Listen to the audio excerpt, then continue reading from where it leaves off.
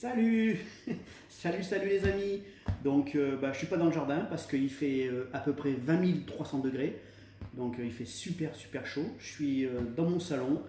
Je vais faire l'intro dans le salon au frais. Et puis dans la soirée, j'irai faire ce que j'ai à faire dans le potager. Donc tout d'abord, j'espère que vous allez bien. Un plaisir de vous retrouver. Un grand merci à tous les nouveaux abonnés parce que depuis la semaine dernière, j'ai passé la barre des 1000. La barre des 1000. Non mais la barre des 1000. Et non, ça fait super plaisir. Et puis j'ai eu pas mal de questions. On m'a posé des questions sur la taille des tomates. On m'a posé des questions sur la taille des melons. Donc en ce qui concerne les tomates, c'est LM Gat, hein, c'est son pseudo, qui m'a demandé comment on fait. Donc je te ferai un petit tuto vite fait. Et puis pour la taille des melons, c'est Julien et Sylvie qui m'ont demandé. Donc pareil, là mes melons ils sont arrivés à bon stade pour la taille, donc je vous ferai voir ça. Bon bah allez, moi je m'attarde pas plus parce que ça fait des vidéos très longues. Je ferai un petit tour du potager vite fait. Il fait hyper chaud là, donc je vais attendre un peu. Et puis je vous dis à tout de suite. Allez. Bon ben voilà, il fait un peu moins chaud. Alors dans la serre, donc le melon hein, que je vous ferai voir tout à l'heure, que je vais tailler. Donc il est là, c'est celui-là. Je vais le faire sur celui-là, je vais pas le faire sur tous. Hein, il n'y a pas besoin de. Donc les tomates qui sont bien belles. Les fraises. Toujours pareil, hein. Ça donne. J'arrête pas d'en ramasser. Regardez, non mais attendez, je sais pas si vous vous rendez compte sur la vidéo. Regardez ces engins de fraises. Elles sont magnifiques. Et en plus, elles sont bonnes. Donc ça, c'est le petit concombre que j'ai taillé la semaine dernière. Donc vous voyez hein, déjà comment il repart de partout. C'est chouette, hein, en une semaine, hein, c'est incroyable. Tomates. Mes petits raisins, donc très belle évolution, je suis même surpris. Mes kiwanos, ça commence, ça y est, hein, ils ont pris le chemin du grimpage, là, ça y est, ils sont accrochés, ils sont jolis. Les tomates, encore des fraises, ah non mais les fraises en serre, j'y croyais pas, c'est pas mal. Hein. Donc mes nouveaux petites cultures, donc le thé des jardins qui a bien levé, le gingembre pas encore, l'ail des ours non plus, la camomille un tout petit peu, l'artémisia non, j'avais mis un petit mandarinier donc il n'y a rien, un petit plaque minier il n'y en a pas, le manguier il n'est pas sorti, l'âche des montagnes non plus, l'absinthe un petit peu, et j'ai mis des kumquats. Donc pareil, hein, je les ai mis il y a quoi, une semaine, donc c'est normal qu'ils ne soient pas encore sortis. Bon allez, je vais faire un tour vite fait dehors. Vous voyez, des pommes de terre, super belles. Bon là, je vais vite fait. Hein. Je vous fais voir mes petits kiwanos en extérieur. C'est pas la même chose en extérieur, hein, vous avez vu. Regardez la différence entre l'extérieur et l'intérieur et de la serre. Alors les pommes de terre, j'ai pas de dorifort, tout va bien. Cette année, impeccable. Et en bas, ça pousse, hein, ça se développe. Hein. Donc les potimarrons, la pastèque qui commence un petit peu à bien partir, à se développer. Là c'est pareil. Donc les pâtissons oranges, pareil, hein, ça se développe pas mal. Ça va prendre une espèce de place. J'ose même pas imaginer. Mes petits poivrons, je leur ai mis un petit peu d'eau sur la tête parce qu'ils commençaient vraiment à faire la gueule. Ça, c'est les Atlantiques, pareil, hein, je suis obligé de me reculer tellement... regardez la taille de ces feuilles. Voilà, ça c'en est un autre. Bon, il y a les tomates, hein, tout au long. Je vous fais pas voir, enfin si vite fait comme ça. Vous voyez, elles sont déjà assez belles. Encore une pastèque. Le maïs, qui commence à passer par-dessus tout le monde. Alors j'ai des pommes de terre dans mes maïs, je ne sais pas pourquoi. Mais bon, c'est très bien, hein, je ne vais pas enlever de la nourriture, je les laisse. De ce côté, c'est un peu moins beau parce que je me suis fait décalquer par une taupe. Vous voyez, les melons, j'arrête pas de les remettre. Lui, bon, il s'en est pas remis. La taupe, elle a tout défoncé. Là, regardez l'état du terrain. Je ne sais pas si vous voyez sur la vidéo, mais tout est défoncé. Vous voyez, regardez mes échalotes. Elles sont en train de sortir de terre avec les taupes. Bon, bah c'est pas grave, hein, c'est comme ça. Hein. Voilà, ça c'est des potimarrons red curry.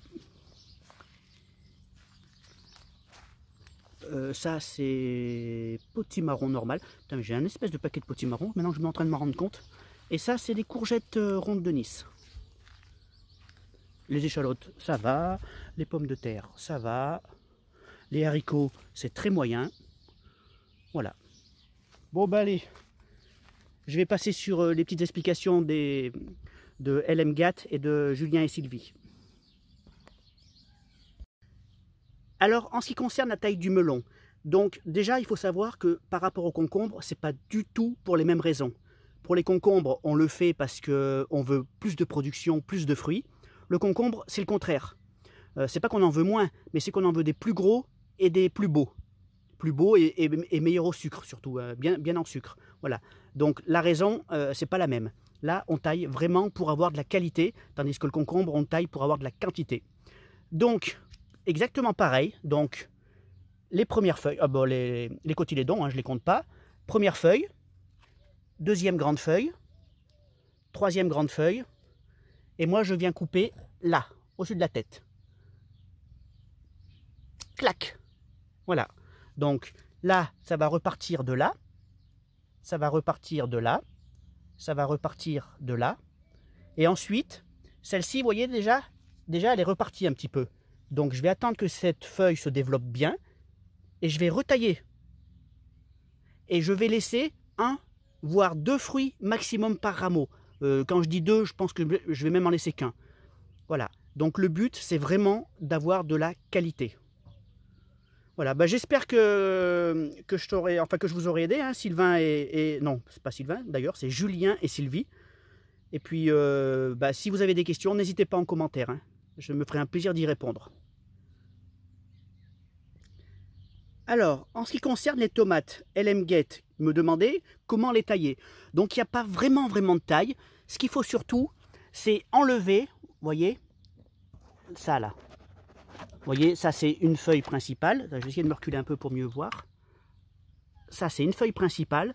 Et toujours entre la feuille et le tronc, il y a un petit qui pousse comme ça là. Vous voyez?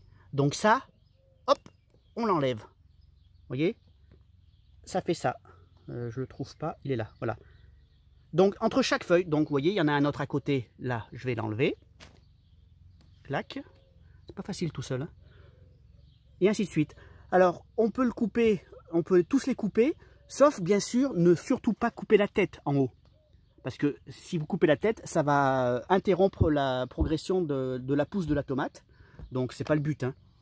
Donc je ne sais pas si je suis bien clair parce que là je suis dans la serre. Je vais essayer d'aller dehors pour vous faire voir un petit peu mieux.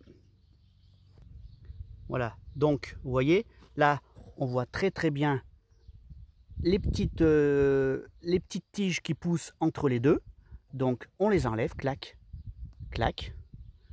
Et après, il y a deux façons de les attacher. Hein. Il me demandait aussi pour les attacher. Donc, où on les met sur une tige comme ça, on les fait grimper autour. On peut les attacher aussi un petit peu, parce que moi je les attache, parce que quand il y a du vent, vous voyez par exemple celui-là, je l'ai attaché. Parce que sinon, il tombe. Ou alors, en serre. C'est-à-dire, moi je les mets sur ficelle. Donc, je les entourne sur une ficelle. Hop, hop, hop, hop. Vous voyez la ficelle, elle entoure tout le pied. Et elle vient se fixer en haut de ma serre. Et je fais grimper ma tomate en l'enroulant sur la ficelle et ça tient tout seul. Voilà. Donc je sais qu'il y a beaucoup de monde qui le savent, mais il y en a aussi qui ne le savent pas. Donc c'est toujours bien d'essayer d'apprendre à ceux qui ne savent pas. Voilà. Donc bah, allez, moi je continue. Donc on va faire un petit peu le tour de ce que je ne fais pas voir trop souvent. Donc la chayote, vous voyez, bon, elle est un petit peu chaud, hein. Mais bon, elle commence à bien grimper. Et puis je vais vous faire voir d'autre côté les framboisiers, les kiwis, les cassis, enfin voilà. Donc voilà les kiwis. Alors, il y a encore du soleil, hein. Pourtant j'ai essayé de sortir le plus tard possible. Voilà, les kiwis qui montent jusqu'en haut, même carrément sur le toit. Donc ça il va falloir que j'aille l'attacher. Les framboisiers bien sûr, hein. Ça regardez. Regardez ce paquet de framboises qu'il y a dessus. Là. Je ne sais pas si on voit avec le soleil, j'espère que oui. Et les cassis, pareil, hein, qui sont bien jolis. Donc mon petit carré de salade, Enfin, donc là, c'était la salade à couper qui commence à bien lever. Donc j'ai mis des grains bleus parce que j'arrêtais pas de me faire décalquer. Les radis, à mon avis, c'était une mauvaise... c'était des vieilles graines parce que ça pousse pas des masses. Et la mâche, c'est pareil, elle n'a pas encore sorti, mais bon, la mâche, c'est un peu plus long. Bon, ben voilà, allez, je vais aller conclure. Bon, ben voilà les amis, petite vidéo un peu rétro du jardin, avec quelques explications pour ceux qui m'ont demandé. Ça fait toujours plaisir d'aider, enfin quand on peut, hein. Moi je me prends pas pour un grand jardinier, loin de là. Mais bon, maintenant avec les années, j'arrive un petit peu à avoir d'expérience. Donc bah, si la vidéo vous a plu, n'hésitez pas, hein, un pouce bleu, ça fait super plaisir.